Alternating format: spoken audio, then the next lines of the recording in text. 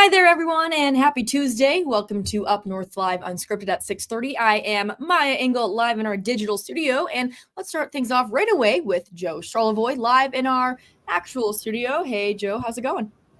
Good. How have you been since I last saw you? In the 5 minutes, I've been okay. Good, good. Nice day today. After we had a few storms last night, Maya, but the humidity has dropped a little bit. I think you would agree it's been pretty comfortable out there today. It has. Yeah, when I first got up this morning, it was pretty chilly, a little cloudy. But then as I was getting ready for work, all of a sudden I walked back outside. I'm like, wait, it's hot and sunny now. Yeah, it turned out to be a pretty nice day, and we're in store for a nice stretch of weather coming up here. The big picture, Mhm. although there's still the chance for a shower or storm tonight through tomorrow. We'll talk more about that, Maya, in a few minutes, and then what to expect all the way through next weekend. We'll have that forecast. Sounds good, Joe. We'll see you in a few minutes. But let's start off with our question of the day. Now, it's that scary time for students and kids when they go into the store and they see back to school supplies. It's only July, so it's really hard to think about school for all of these kids. So that brought up the question, will inflation and economic concerns impact your back to school shopping? 77% of people have said yes, 23% have voted no. So you can scan that QR code right now on your screen to vote. And you can also leave a comment on the live stream if you're watching on Facebook or YouTube to let us know your thoughts on this if the economic concerns are impacting your back to school shopping. So as I mentioned, yeah, that time of the year where you're walking into the store hoping to maybe get some more summer stuff and then boom, you're hit with back to school supplies. I know today I went to the store and I saw Halloween supplies. So just getting to that time of the year where people are really looking ahead. And it's also that time of year where with the election or right around the corner, you're probably getting a lot of different flyers and postcards in your mailbox from different political candidates. Well, that is the case for one Northern Michigan man who always reads through all of these different postcards and flyers that he receives. And one of them sparked a question. So he asked for answers. And then what he actually told us was that a mistake was made on this flyer. So Mark Gillette went and talked to this man and has the story. Important to do your reading, be well informed, and probably the most important is vote your conscience. Anthony Pekarski takes pride in being an informed voter. He reads those political brochures and postcards that flood his mailbox. Well, a couple of days ago, I got a mailing from the Farm Bureau advocating their preference for a couple of candidates for State House and U.S. House. The postcard from the Farm Bureau's AgriPack expressed their endorsement of incumbent Neil Frisky. Again, I'm not accusing Mr. Frisky of anything. I'm just what I read in the newspapers, the allegations made against him, and I hope it turns out, and all is well, and that they get to the bottom of the whole problem. And I think Mr. Fairborn probably would be a good candidate on a Republican side. However, I'm not advocating him as a candidate either. He called the Farm Bureau hoping for an explanation as to why Frisky had their endorsement. What he got wasn't what he expected. I explained what I got in the mail, this postcard, and she says, I corrected that 2 weeks ago. She said that was supposed to be, we're endorsing candidate of Parker Fairborn. And I said, well, the postcard that I have says Neil Frisky. So she says, I got to make that correction. I got to make the call. Turns out Anthony wasn't the only one to catch the mistake or question the endorsement. We reached out to the Farm Bureau's AgriPack about the situation. They provided us a statement, quote, unfortunately, due to a clerical error, a recent mailing sent to County Farm Bureau members within the 107th District incorrectly stated the organization had endorsed the incumbent, end quote. I had heard it from some local Farm Bureau members. I sit on our Emmett County Farm Bureau board and heard about it from some members on our Farm Bureau board, and that's how I heard about it. Neil Frisky's primary opponent and the actually endorsed candidate, Parker Fairbairn, was aware of the postcard error, and both he and Anthony are hopeful steps are taken to clarify which candidate actually got that nod. But in the meantime, Fairbairn says this won't derail him or his campaign. I haven't spoke with them the details on the specifics on what Farm Bureau or AgriPack's going to be doing. All I know is I'm the endorsed candidate that AgriPack and Farm Bureau chose, not my opponent, and it's really clear that I've got the momentum and we've got all the right things are lining up for us. This is just a little bump in the road. All right, for more on that story, let's check in with Mark Gillette, the reporter who is live by the lake. We like to call this the Bay, but I mean, if you can go live from anywhere, Maya, how do you not choose to, right? Why not? It's a beautiful day, beautiful background, so you're set. But it's too nice to not be down here to talk about this tonight. So let's talk about your story a little bit more. So I think the first question that comes to my mind, and probably a lot of people's who watch that, is how is the Farm Bureau responding to this accident? Well, this is something that they're taking seriously, and they admit a mistake was made, and they want to rectify and correct that mistake. So they will be reaching out via email to the members who received this. Apparently, this flyer was sent to Farm Bureau members, but if you look at the 107th, that's quite a few members, and so they're going to be very proactive and get in front of this. And they're going to reach out, send an email to anyone that got this, clarify the situation, clarify what happens, and there's a possibility of a follow-up mail or a flyer to let their members know who they are endorsing for these positions. And of course, it's an unfortunate mistake for the other candidate, Parker Fairbairn. But as he said in your story, to him, it's just kind of a bump in the road. So, how big is an endorsement from the Farm Bureau for Parker? I think for any candidate, it can be a substantial endorsement, especially if you come from a heavily agricultural area. And you look at the 107th, and there are certainly some pockets in that area that rely on agriculture as a major industry. So to have a player like the Farm Bureau come out and say, you've got or not, it's significant. Now, there is definitely momentum behind Parker Fairbairn and his run right now. He has collected, according to him, endorsements from John Moose, from Senator John DeMoose, and from Congressman Jack Bergman in just the primary election. So Parker Fairbairn is gaining momentum and is getting more and more of these endorsements. That doesn't make any one more endorsement any less significant than the other. But this is not his only endorsement. And I think he took it all in stride. You heard him in the piece there and through the interview, he was kind of like, look, I sit on the Farm Bureau board and he's involved in these decisions at the county level. A mistake was made, and it's that simple. Nobody is being overly upset about it, but they wanted to come forward and set the record straight. And I think that's part of the reason why Anthony chose to talk to us today. He doesn't have an axe to grind in this race, but he said if there's incorrect information out there, and there is an endorsement which is significant, then let's let the people know that a mistake was made, because you just wouldn't want somebody to make their decision on voting based on an endorsement that may not have been accurate. Exactly. And it's a good thing that this was brought to the Bureau's attention, because who knows if Anthony wouldn't have said anything, if anyone would have realized or questioned it. We don't want to pin this all on Anthony either. I mean, he was nice enough to talk to us and explain what his experience was.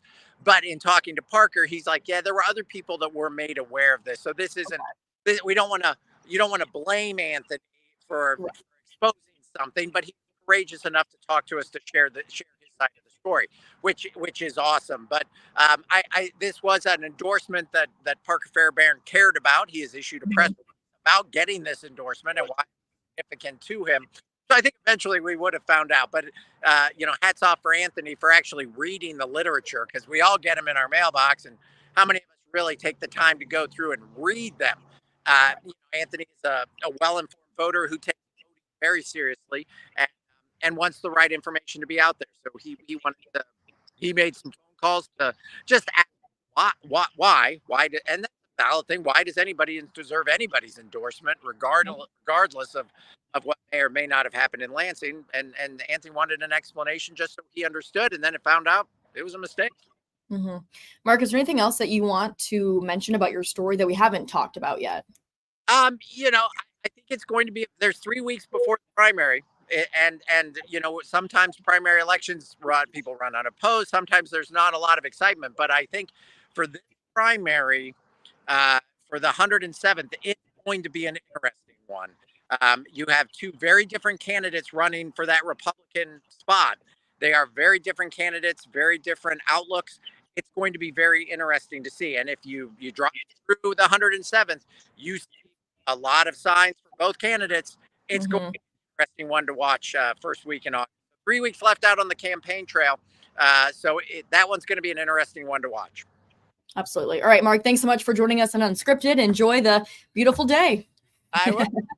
All right, see ya. We're going to go into one of our other top local stories today, and that is in Benzie County, officials broke ground for construction of a new communications tower. Now, the building of this tower is going to be made possible through state grants and ARPA funds. And actually, this project wasn't something that the community ranked highly on a survey for use of ARPA funds, but officials say it is indeed a priority for the community. So, Allie Baxter was there at the groundbreaking today and has the story. That's unacceptable because there's lives in jeopardy. There's a reason someone called. Ask anyone in Benzie County and they'll tell you the area they live in is pretty picturesque. Coastline, ridges, and valleys, which is an issue if you're a first responder. Falls kind of in a basin, and that basin gets shot over with radio traffic. So we have an existing state 800 megahertz radio system, and unfortunately it shoots over the top of this basin, and the things down below get garbled. They sound bad. And we have a repeater in place, but it's like the perfect Band-Aid when you really need to have surgery. Surgery being the cost of this tower. The cost being more than $2.2 million and land donated from the city of Frankfort. That sum of money is not something that anybody just has on hands, especially rural Benzie County. Just like how not every township in Benzie County has a fire department on hand, which means Frankfort's is responsible for more than just the city. And there's more opportunities to lose their radio signal in all the pockets. When the signal goes out, basically it's not connecting to any tower, so it bonks is what it does. It just doesn't give you any connect, and it's frustrating when you're sitting there pushing it because you're asking for permission to get on a channel when you press your button, and when it bonks on you, it's not granting you any permission into that channel, so you're locked out. And some of the areas that we run into problems are along the lakeshore here.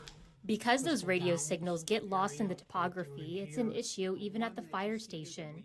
The fire chief says there was a recent structure fire a couple blocks away from them, posted about on social media before it ever made it to their radios.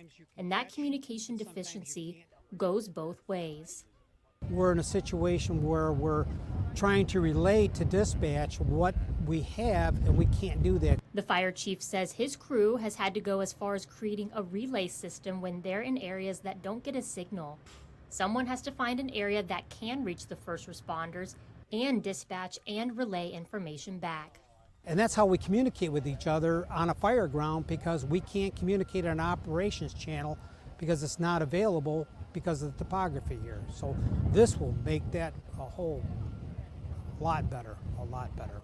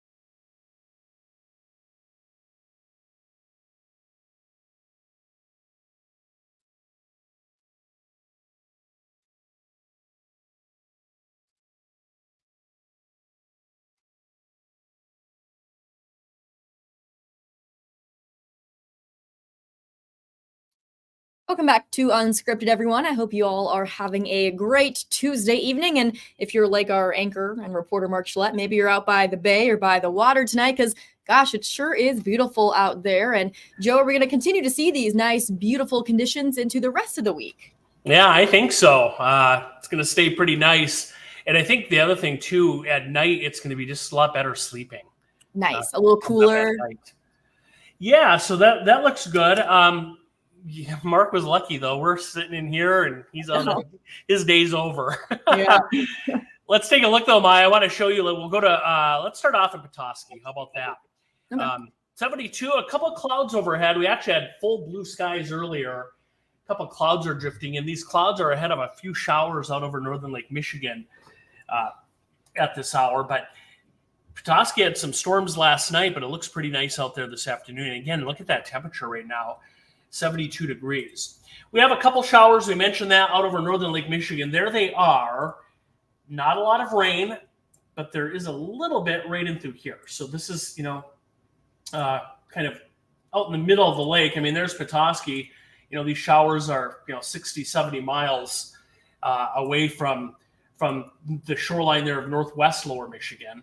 And I don't think we're looking at anything too significant. We did have a cold front pass through last night, and there it is. Way down by Detroit into Indiana and Illinois. Behind that frontal boundary now, we have some cooler weather spilling in. In fact, look at the temperatures right now. It's still 87 down at Detroit, but Marquette is down to 68, and it's been in the 50s up north of Lake Superior all afternoon. 50s in July for the afternoon. Even up in that part of Canada, that's still chilly. And a little bit of that cooler weather will start gradually heading our way. We have one more day where we could see a couple showers, and that is tomorrow. A few of these might survive tonight across the lake. You can see that. There's the clock, midnight, 1, 2 in the morning. And then tomorrow, see that right there? A couple scattered showers and storms. Now, if you're not near any rain tomorrow, the sun will be out. So it overall should be a decent day tomorrow, but we'll dodge a few of these hit and miss showers tomorrow afternoon and evening. After the sun goes down tomorrow night, the showers goes along with it, and we're back to dry weather then on Thursday. Thursday looks really nice. And then Friday, well, there's our clock. You see Friday also as we look ahead here. Nothing going on, just a beautiful day as we head into Friday as well. So maybe you got to mow the lawn, get that done, forecast for that. Outside of that hit and miss shower chance tomorrow, no problems Thursday, Friday, and Saturday. And the weekend right now looks pretty good. So if you look at it next week and you're like, oh gosh, there's some showers in the UP Saturday and maybe an isolated shower south Sunday, don't worry about it. It's just enough. There's a very weak front coming in that we might get a shower, so I have to put it in the forecast. But the weekend does look pretty pleasant coming up. And one more thing. Oh, yeah, if you're heading to the beach, let's just run the water temperatures out real quick. These are updated, the buoy temperatures. Locally around our area, the Great Lakes water temperatures mid-60s and low 70s. Nice. For most spots currently. And there is the extended forecast. Look at that, Maya. Nice one. We get back to around 80 degrees by Friday. Almost a picture-perfect weekend coming up. And it stays pretty quiet. There's very little rain in our forecast out through the early part of next week. So, I think that's a forecast that anybody would take. It looks pretty nice because we have had quite a bit of rain recently, a little bit of a break in that, comfortable temperatures. Yeah, it's nice to see some more normal summer weather coming up. Yeah, for sure. Absolutely. All right. Thanks so much, Joe. We are going to take a quick break here on Up North Live Unscripted, but don't worry, we'll be right back in a few minutes, and we're going to check in with our sports director, Harrison Beebe, to see what he's up to tonight. Stay with us.